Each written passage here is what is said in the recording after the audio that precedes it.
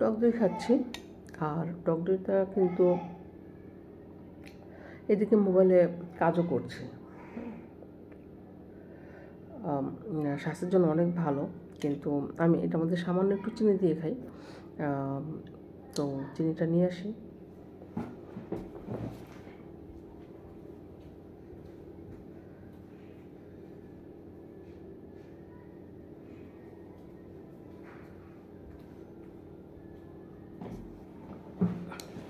খুবই সামান্য, আমি একদম সামান্য একটু চিনি দিয়ে খাই, কারণ আমি ফুল টক দই কিন্তু খেতে পারি না, একটু হলেও আমার চিনি দিতে হয়। তো সবসময় যেটা ভালো তার মানে যে সেরকমই খেতে হবে এরকম না। যেহেতু আমি পুরোপুরি খেতে পারি না, তাই একটু চিনি খাই। আর মিষ্টি দইটা বর্তমানে যে পরিমাণের চিনি দেয়, মানে আমি টক দই খেতে গিয়ে বুঝতে পারছি যে মিষ্টি দই কত পরিমাণে চিনি দেয়। আর আমার মনে হয় চিনির পরিবর্তে ওরা স্যাকারিনটাই বেশি ইউজ করে।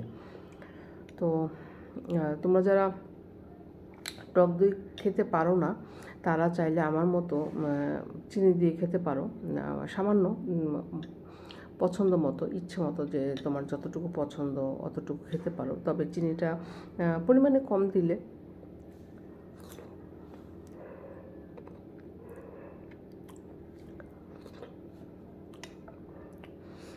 আর রোজার মধ্যে ভাজা পোড়াটা, এখন মানুষ অনেক বেশি সচেতন হয়ে গেছে। মানুষ ভাজা পোড়াটা কিন্তু রোজার মধ্যে খুব একটা পছন্দ এখন করছে না। অনেকেই অনেক স্বাস্থ্য সচেতন, তারা ভাজা পোড়াগুলি কম পছন্দ করে, কম খাচ্ছে। আমিও চেষ্টা করছি, যেমন আমি ইদানিং ওটস বেশি খাচ্ছি ইফতারিতে।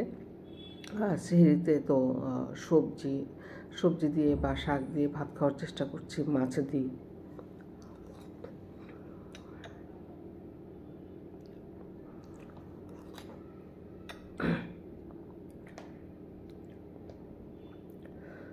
তো তোমরা যারা টক দই পছন্দ করো না, চাইলে চিনি দিয়ে খেতে পারো। আর রাতের বেলা টক দইটা খাওয়া ভালো, কারণ এটা হজমে অনেক সাহায্য করে। তার সাথে টক দই কিন্তু স্কিনের জন্য অনেক ভালো।